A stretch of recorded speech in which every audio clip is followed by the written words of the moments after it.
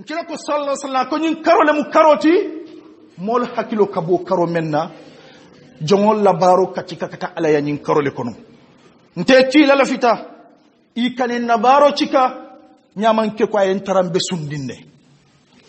yen kila la moy la fita na baro kana futa alama nyaman ke ko malekol ba sambala yen te kila tarambe sundi yen tumbe sundi wati tela baro kata ala ya ngatu sundinne ngata sundinne malekal kanyin defo sumo mi alon ko ala famo ko wala barajo nte ala famo le ba dila maleko famo to dila de katu maleko famo ma abarajo lom arajabu sunnalu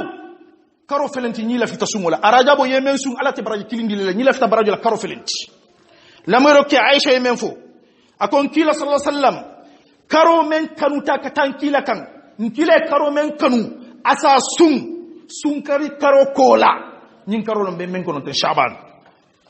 ako nkila taratanu aka sun fo akani sun karo dundi nyon kono akani sun karo dundi nyon kono ana sumo ka bo fo karo kabir karo la dati dulato nyaman ke sibit lungol leti wala tilitantan aka woletu aya dundi sun karo kono wala mun nyen karoti woto ay hadithu men nata Aisha le ofo ko kila akanyin karo bele sum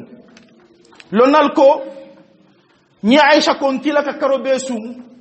ni etilimwani woro sum karo kono wala ko to be karo bele sum tilimwani lulu ni ya sum karo kono ye karo bele sum wala kito mu yemen sum wala siyata akoto muleti bar ni wonte kila man karo sum ka banga man ke sum karo liti sum karo dum tilitan nin kono tilimwani kono tolom wala tilitan saba nyin tilifula damalom moannin konoto walla tilitan saba ni namalo tili moannin seytije tilitan saba nin kilintije ha nkila sallallahu alaihi wasallam Aisha ya fokko tanke nyaaji Aisha famole kanyum kuma kangol sata katu bun kono baro musole ya lon katambi bantala kewulti kela bungo kono muso e men fo e wola wolom kela bungo kono futike men fo iye wolo katu itolle nyollo bungo kono ka tambi bantalan kolti kana na ikawandi muso jamu ikawandi imalon ka tamba ke mati de yala ke malamoy kana na ikawandi ke jamu imalon ka tambala muso tani membe bulo kono wole alon Aisha ni sahabiyul kon kila kanyinke Aisha kon kila bukake sahabiro kon kila ka yinka Aisha ko misalo lon Aisha kon kila bukake walla kila ka fendole ke memman ke woti ibe kuma kango nyin na jumila sahabio me wofo ay awod kuma kango ya dambe dikatan kila kan akon kila ke mintole nya tra bantalon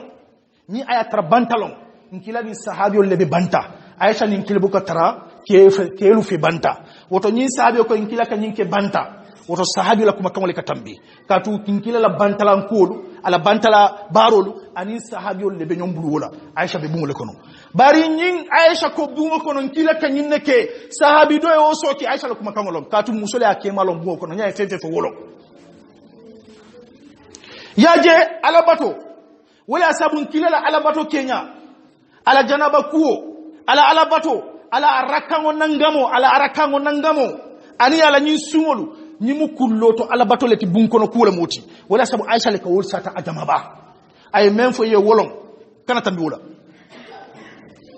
ay men fo wolon kana tambi wala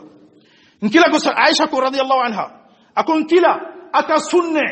fo yi kamera buka sumote ko tanki aka son di nyonkanne wati lo fana ngay sumo damu ta ya landi isa mira fana ko ate sunna ko tanki ha